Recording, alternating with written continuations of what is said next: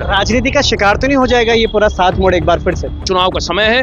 अब ये जितने विधायक आपके यहाँ पर वोट मांगने आएंगे, चाहे वो पक्ष से हों या विपक्ष से हों, उत्तराखंड के लोगों को बड़ी शालीनता के साथ में विधायकों से भी सवाल करना चाहिए, क्योंकि उनके ट्वीट में स्पष्ट तौर पर यह लिखा है कि हम संवाद करेंगे। महेंद्र भट्ट जी से सवाल करना चाहिए, भैया आप बताइए ना, जल जंगल जमीन को आपकी सरकार का क्या रिपोर्ट कार्ड है? पब्लिक का जन आक्रोश, जेन्युइन जन आक्रोश, राहुल गांधी जी की यहाँ आग में घी डालने का काम जो leader of opposition Shri Rahul Gandhi का यहाँ पर आना, उस संवाद को करना, इस बात को बोलना कि संसद में इस मुद्दे को उठाएंगे। 26 साल के 25 साल के उत्तराखंड में पहली बार कम से कम मेरी नजर में कोई ऐसा एक एनवायरमेंटल मूवमेंट चला जो कि इतने लंबे दिनों तक निरंतर बिना किसी नागा चला है।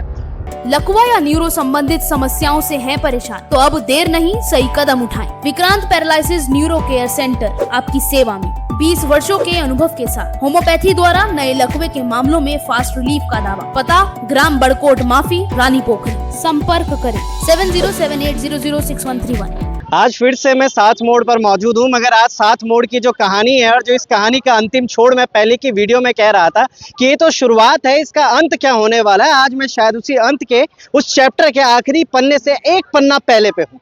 उसी पन्ने पर आज हम बात करेंगे कि सभी के चेहरे अगर मैं आपको दिखाऊं तो सबके चेहरों में आज खुशियां जरूर होंगी, मगर उसी के बीच आज मेरे साथ यहाँ पर जो मौजूद है ना, वो एक ऐसे व्यक्ति है जिनसे शायद अगर मैं सवाल करूंगा तो मुझे वो सटीक जवाब जरूर मिल जाएंगे, जिनको मैं पिछले कई दिनों से ढूंढता हुआ नजर आ रहा था। मेरे साथ अनूप नौटियाल सर हैं। पिछले कई दिनों से हम उनको देख रहे थे कि देहरादून में लगातार जिस तरीके से वन विभाग के बाहर भी इन्होंने तमाम बातें करी, तमाम सवाल करे, मगर सर आपसे बात करूंगा। एक ट्वीट आता है कल उत्तराखंड के मुख्यमंत्री पुष्कर सिंह धामी जी का कि भाई जो 7 मोड़ है इस पे पेड़ों की कटाई नहीं की जाएगी, मगर सिर्फ कटाई नहीं की जाएगी तब तक नहीं की जाएगी जब तक इस पूरे विषय पर उच्च न्यायालय और तमाम चीजें नहीं हो जाती। पहले तो मैं पूछना चाहता हूं आपसे कि 10 दिन 11 दिन के बाद 12वें दिन याद आता है मुख्यमंत्री पुष्कर सिंह धामी जी को कि भाई इस तरीके से कुछ चीजें हो रही है, क्यों लिया गया होगा ये फैसला? 3 प्रमुख कारण जो मुझे कम से कम समझ आते हैं। सबसे पहली बात तो धामी सरकार ने कभी कल्पना भी नहीं करी थी कि जो जन आक्रोश है, जन आक्रोश इतना व्यापक होगा। ये एक बड़ा जेन्युइन जन आक्रोश है, ये कोई प्लांटेड जन आक्रोश नहीं है। इस जन आक्रोश के पीछे कोई बड़ा संगठन, कोई बड़ी ताकतें, ये तमाम इस किस्म की कोई फोर्सेस नहीं है। इसके पीछे कोई राजनीतिक दल नहीं है, इसके पीछे कोई बड़े पर्यावरणविद या कोई बड़े बड़े लोग नहीं है। ये आम लोगों का, आम व्यक्ति जो बिल्कुल यंगस्टर्स हैं, 15 साल के, 20 साल के, 25 साल के युवा महिलाएं।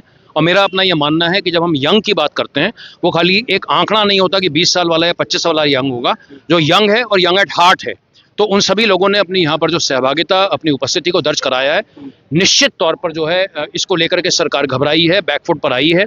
हमने पहले भी जब ये देखे हैं कि जब इस किस्म के कोई मूवमेंट हुए तो सरकार बैकफुट में आई है, लेकिन इस मूवमेंट की खासियत ये रही है 26 साल के 25 साल के उत्तराखंड में पहली बार कम से कम मेरी नज़र में कोई ऐसा एक एनवायरमेंटल मूवमेंट चला जो कि इतने लंबे दिनों तक निरंतर बिना किसी नागा चला है। तो जैसा मैंने कहा कि इस मूवमेंट ने, जैसा अंग्रेजी भाषा में कहते हैं कि डेफिनेटली उनको रैटल किया है, उनको कहीं ना कहीं जो है वो घबरा गए इसको देख करके।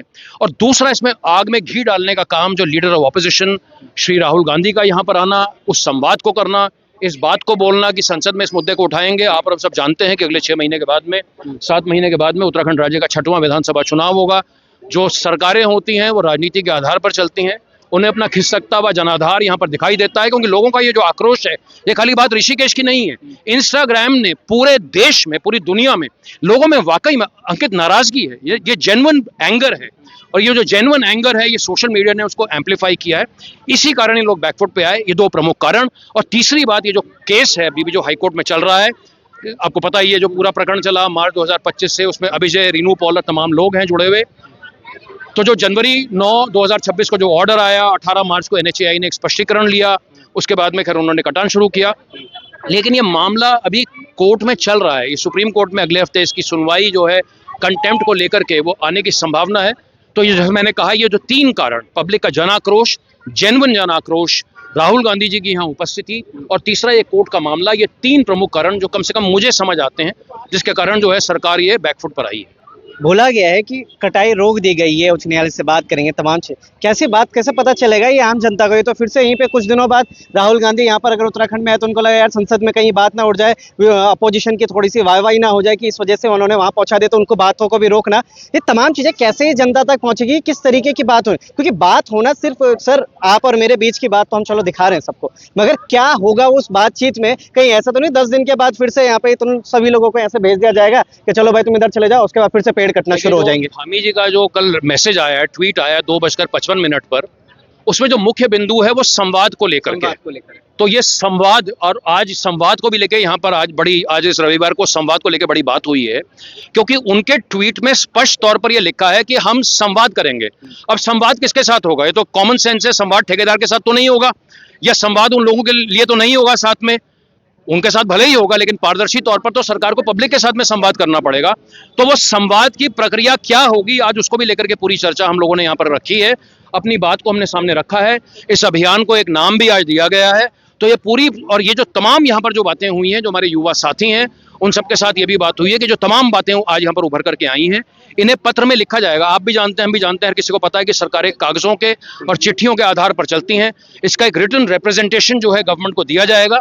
धामी जी के ट्वीट को ही आधार मानते हुए संवाद की प्रक्रिया को स्पष्ट करने की उनसे मांग की जाएगी, अपने सुझाव दिए जाएंगे। और एक कदम आगे बढ़ते हुए हम ये भी कहना चाहेंगे कि कल 2:55 से उत्तराखंड राज्य में सिर्फ ऋषिकेश भानियावाला की बात ही नहीं है, उत्तराखंड राज्य में जितनी भी 13 जिलों में 53,000 स्क्वायर किलोमीटर के फैले हुए उत्तराखंड राज्य में आप कोई भी जल जंगल जमीन से जुड़ी हुई कोई भी परियोजना बनाएंगे, आप पब्लिक की भागीदारी को सुनिश्चित करेंगे। अच्छा, तो ये भी एक हमारी मांग है, और इस मांग को भी जो है हम इस ऋषिकेश भानियावाला की बर्बरता के साथ में जो पेड़ काटे गए, इसके आलोक में प्रमुखता के साथ में, ये खाली आज 1-2-4 हफ्ते की बात नहीं है, आने वाले समय के लिए भी जो है हम इन बातों को, धामी जी को, उनकी सरकार को बार बार याद दिलाएंगे। मैं यहाँ पर यह भी कहना चाहूंगा कि चुनाव का समय है। अब ये जितने विधायक आपके यहाँ पर वोट मांगने आएंगे, चाहे वो पक्ष से हो या विपक्ष से हो, उत्तराखंड के लोगों को बड़ी शालीनता के साथ में विधायकों से भी सवाल करना चाहिए। महेंद्र भट्ट जी से सवाल करना चाहिए, भैया आप बताइए ना, जल जंगल जमीन को आपकी सरकार का क्या रिपोर्ट कार्ड है? हमें मांग कर रहे हैं कि विपक्ष जो है विधानसभा में भी इन तमाम मुद्दों को उठाए। जल जंगल जमीन, उसके साथ में जलवायु, क्योंकि क्लाइमेट चेंज, और 5वां बिंदु जीविका, क्योंकि हमारे लोगों की लाइवलीहुड्स भी बड़ी इंपॉर्टेंट हैं।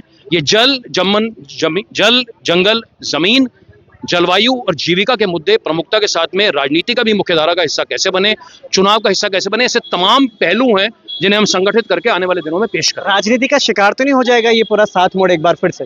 देखिए, मुझे नहीं लगता है, क्योंकि जो लोग इसको यहाँ पर नेतृत्व कर रहे हैं, या नेतृत्व भी नहीं, कोई इनफॉर्मल लीडरशिप है, उन लोगों का माइंड और उनका दिमाग बड़ा क्लियर है, वो पॉलिटिक्स से दूर हैं। मैंने उनकी बातों को सुना, मैं उनकी सराहना करता हूँ, उनकी बहुत बड़ी मैच्योरिटी है। वो ये कह रही हैं कोई भी यहाँ पर राजनीतिक दल आ रहा है, सबका स्वागत है, लेकिन यहाँ पर कोई अपने पट्टे के साथ में नहीं आएगा, कोई अपनी पार्टी के बारे में बात नहीं करेगा। ये पार्टियों की बात नहीं है, ये जंगलों को बचाने की बात है, और जंगलों से कहीं आगे बढ़ते हुए उत्तराखंड राज्य के अस्तित्व को बचाने की बात है अंकित।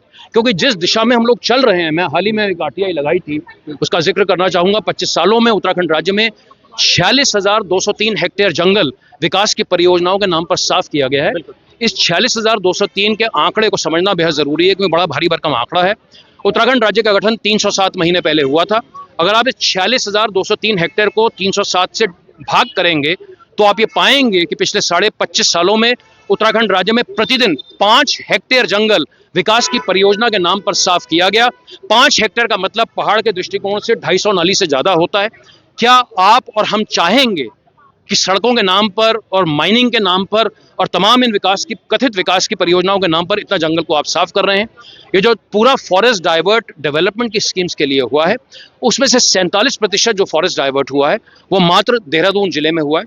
देहरादून जिला उत्तराखंड राज्य के भौगोलिक क्षेत्रफल का मात्र 6% है, तो 6% में 47% हुआ। ऐसे तमाम बातें हैं, ये दून घाटी, इसका जो इको, तो ऐसे। बहुत बहुत धन्यवाद सर जुड़े रहने के लिए। इसलिए कहता हूं मैं कि विकास की राह पर पेड़ों की लाशें बिछाई जा रही हैं, कागजों में फैसले, और जनता सड़कों में सवाल ढूंढती हुई नजर आ रही है। बहुत बहुत धन्यवाद सर जुड़े रहने के लिए। थोड़ा सा देखेंगे इधर की तरफ किस तरीके का पूरा विकास है। कई सवालों पर हमने बात की कि वाकई में ये जो ट्वीट हुआ है, ये जो बातें हो रही हैं, ये आने वाले भविष्य में यहाँ पर जितने भी लोग मौजूद हैं जिन्होंने पिछले 11 दिन तक यहाँ पर लड़ाई लड़ी है, उनके फेवर में आने वाली है, या फिर इसके बाद जो संवाद होगा, उस संवाद की जो प्रतीक्षाएं होगी, वो इनके लिए बहुत ज्यादा महत्वपूर्ण होने वाली है। वो बहुत दूर है वो संवाद। बने रहेगा लोकार्पण के साथ, क्या इन सारी चीजों पर बात होती है। 11 दिन तक हमने आपको 7 मोड़ दिखाया था, मगर आज 12वें से 13वें दिन हम यहाँ पर मौजूद हैं और इस पूरे प्रकरण में किस तरीके से तमाम चीजें होती हुई नजर आ रही थी, पल पल की अपडेट्स आपको दी। बने रहेगा लोकार्पण के साथ। जय हिंद, जय भारत, जय उत्तराखंड।